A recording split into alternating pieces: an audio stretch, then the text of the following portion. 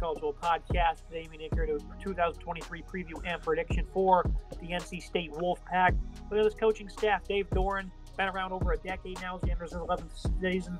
72-54 record. Robert Anae, third different ACC destination in 3 years. Was the offensive coordinator last year at Syracuse, Virginia. The year before that, Tony Gibson enters his 5th season as the defensive play caller. The Wolfpack's biggest headline is they've had 8+ wins, 5 of the last 6 seasons. When will a breakthrough occur? Look at this offense, Nick. Brendan Armstrong, he comes over from Virginia, reuniting with Robert Anae, where he absolutely lit things up in 2021. Almost 4,500 passing yards, had 31 touchdowns.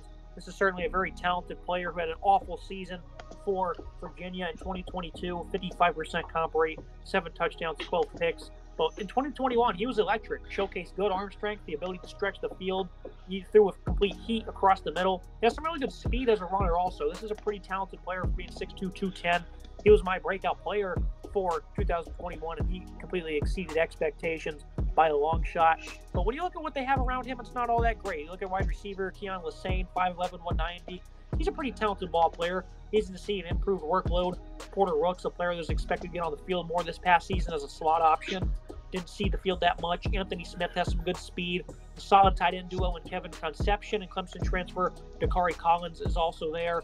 The receiving core is not all that great, Nick. And then at running back, Jordan Houston, 544 hard-fought yards. He had no touchdowns. Michael Allen, a sophomore, he's going to battle with incoming 4-star Kendrick Raphael, who has some good vision, a tough runner between the tackles, played in a wing T offense, so plenty of tread was taken away from his tires.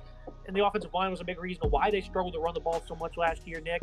And in the passing game, certainly Devin Leary, before he got hurt, really struggled. The talent on this offense is really not up to par to where it's been in recent years. Last season, we expected big things from them. They just flat out disappointed. It was disappointing, certainly, for this offense in the past season. Certainly the quarterback play was part of that due to injuries, and that's certainly something that you cannot plan for. Brendan Armstrong, he has an opportunity here to show that that season 2021 is not a fluke. His 2020 and 2022 stats are very similar. The interesting number to look at, in 2020, he had 2,717 yards. In 2022, he had 2,200 yards, 18 touchdowns in 2020, 7 in 2022, 11 interceptions 2020, 12 in 2022. So was that 2021 a fluke and a correction came in 2022, or was just simply an outlier and a fall off due to a new scheme? Numbers in 2021 were impressive. Nearly 4,500 yards passing, 31 touchdowns, 10 interceptions, just incredible numbers for him. He's going to find a way to get back to that level if this NC State offense wants to have a pulse. The numbers last year were not great, 24.3 points per game, 94th in the nation. 339 total yards of offense per game, 105th in the nation. Obviously, again, losing their quarterback early in the season, Devin Leary certainly paid a problem with that. Keon Lassane is a good player at wide receiver, top returning receiver, 342 yards receiving, 11 yards per catch for him, 2 scores.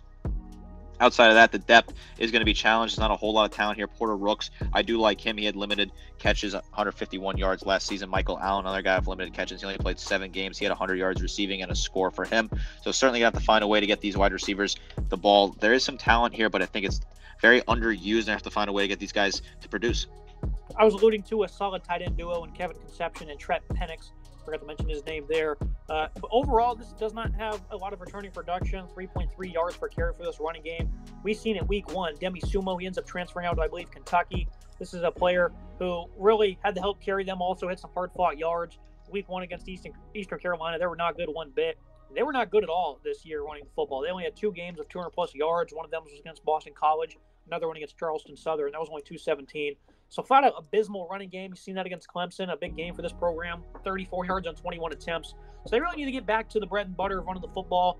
Look at this offensive line. That's where it's going to start. Anthony Belton, 6'6", 330, a brick at left tackle. Was really good in pass pro. I thought he did exactly what he was supposed to, replacing Ike Mukwanu. Really struggled on the ground, though, as a run blocker. Dylan McMahon played all 3 spots in the interior. Likely slots in at center. Derek Eason was solid at right guard. Timothy McKay allowed 18 pressures, but he was an above-average run blocker at his right tackle spot. The offensive line was very disappointing last season. They do get back a good amount of experience. Dawson Jamarillo from Oregon, he's 6'5", 300. He's going to play in one of the tackle spots potentially if he can earn some playing time. The offensive line, though, Nick, I expect them to be right around where they were last year. I think they'll be a little bit better, but the physicality needs to improve significantly to start clearing some run lanes for these guys because that running game was just pitiful last season. Very poor running game. Guys like Jordan Houston, Allen Michaels struggled with a poor offensive line. Houston was on a bad back, 544 yards on the ground this past season, but he only had 4 yards per carry. This offensive line needs to find a way to step up. Timothy McKay's got to step up at right tackle. Derek Eason, right guard. Both sides of the right side of the line needs to step up. Belton at left tackle is a good left tackle. I need to see improvements out of him. This offensive line needs to step up overall. I think Belton's good size. I like the size, certainly good in pass protection, but has to find a way to get a pulse on the run protection. Very talented player in Belton. I like to see a lot out of him this year. This offensive line needs to find a way to step up to create these running lanes for these backs who are pretty talented. They just were unable to get anything going on the ground last year. Yeah, 115th in those yards per carry numbers. Lose their top 2 pass catchers, second leading rusher departs also. Added 3 guys in the portal compared to the losing 6. I give this unit a B. I think that could certainly be even lower, but I definitely think Brennan Armstrong, Robert Anai, these guys are going to recreate some magic here because the film in 2020 certainly did check out. That's why most people felt like he'd be in store for Big 21. But we thought he'd more so do it with his legs because that's really where he shined that year. They utilized his legs a good bit. Instead, he showed his arm was no joke either. So I think Brennan Armstrong, Robert and I think they can boost these guys up to 30 points per game despite some of the limited talent. But I think they're going to spread it out a good bit. They're going to up the tempo also.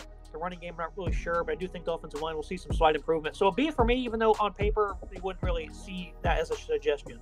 I think there is a lot of potential here. I think a B is the right grade due to the potential this team has on offense. The offensive line can find a way to create running lanes and get the running game having a pulse and get them to pick up good yards on the ground. This offense certainly could be a lot better than it was last year. Looking at the defensive side of the ball, the Wolfpack really figured out this part of their football team. Tony Gibson's really shined. This team loses 5 players in the portal. They picked up 2 to go along with 6 starters coming back. They lose 5 of the top 6 tacklers.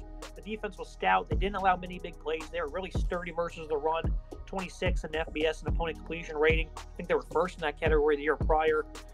You look at the defensive line. Davin Van's back, 6'2", 295. A versatile player who's a good run stopper.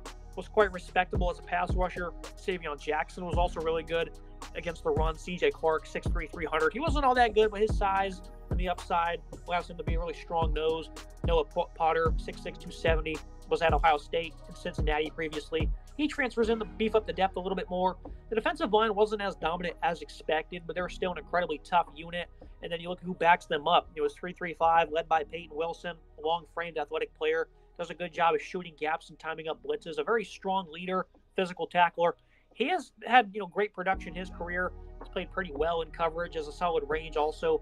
Isn't the best in the short area, but at 6'2", 6'4", 240. He's been a great player for them. This linebacking core has certainly had some high expectations over the past couple years, and they've certainly sometimes met them, sometimes not as much. Devon Betty has high upside, played very well in his limited snaps last year. And then Jalen Scott is expected to be a starter. He wasn't all that good for them this past year, but I think he'll do pretty well with some enhanced reps. Tony Gibson coaches this defense up to be incredibly physical, Nick, in this linebacking core and this D-line. I think they certainly follow those principles to a T.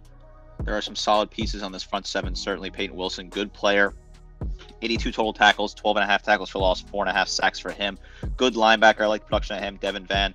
Good to have him back. 33 total tackles, 8 tackles for loss, 4.5 sacks.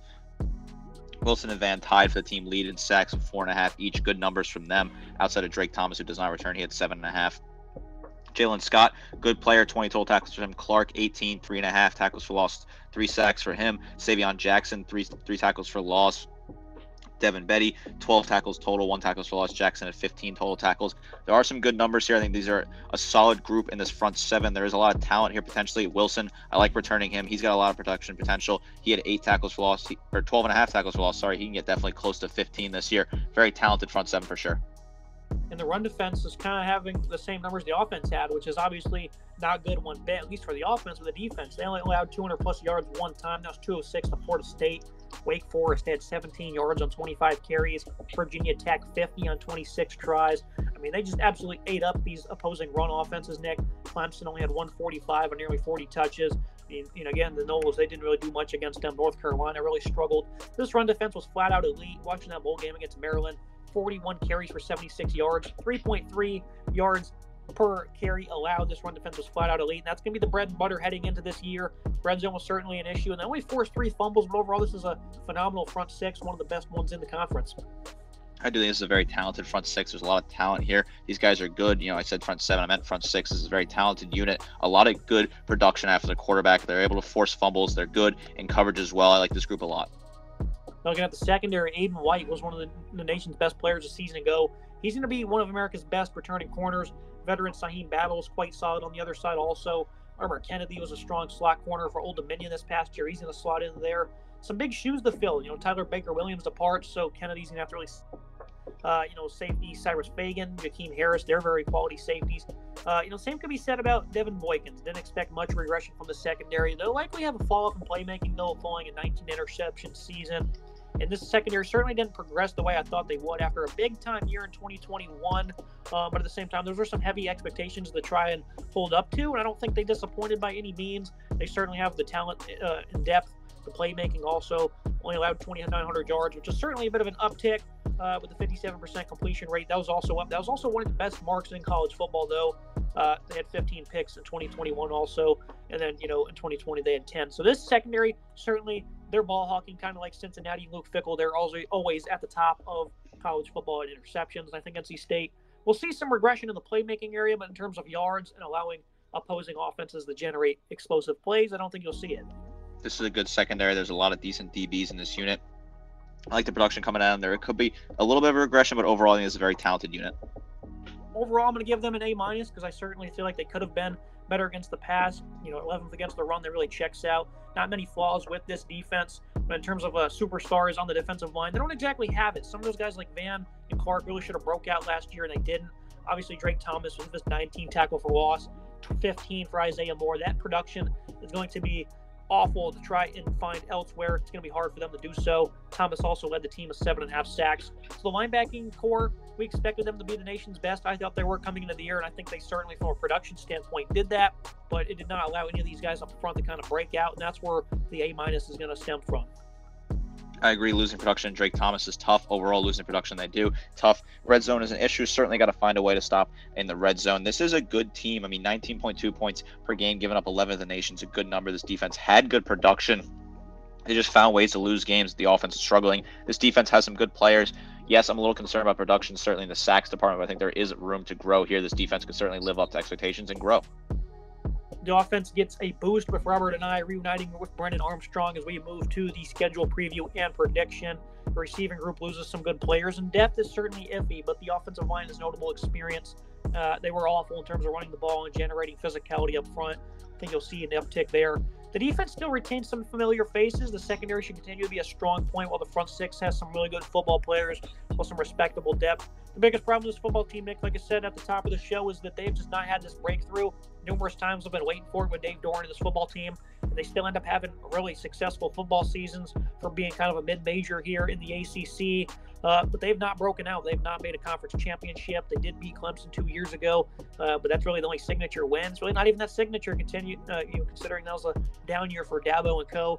7-5 here. They do host Notre Dame. I have them losing that contest. I do have them almost finishing off a pretty flawless opening 6 games of the year. Back half of the season, it's going to be a little bit tougher, and I think they're going to have issues. I do see them upsetting Miami November 4th, and then I think they'll have a win over Wake Forest there the week after. But I think the back half of the year is going to be a little bit tougher for them. I think, again, this team could be in that 8 to 9 win category, but the breakthrough has not happened yet, and I just give up trying to predict it.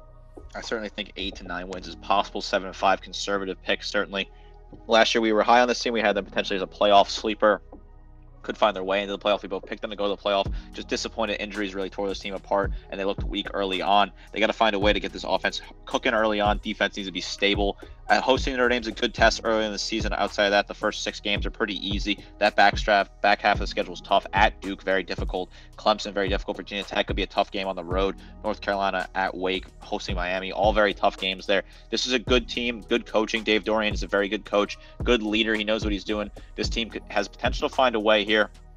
I think there is a lot of talent here. I'm just being a little more careful here because I have not seen the production on offense I need to see out of this team. That's it for today's episode. As always, Nick, I appreciate joining me, breaking down the Wolfpack. Very fun defense. Hopefully this offense can kind of match them a little bit so we can see some more excitement in the ACC. Hopefully this offense can find a way to kind of produce and live up to the expectations. This defense is very solid. Make sure you guys like, comment, subscribe. See you next time.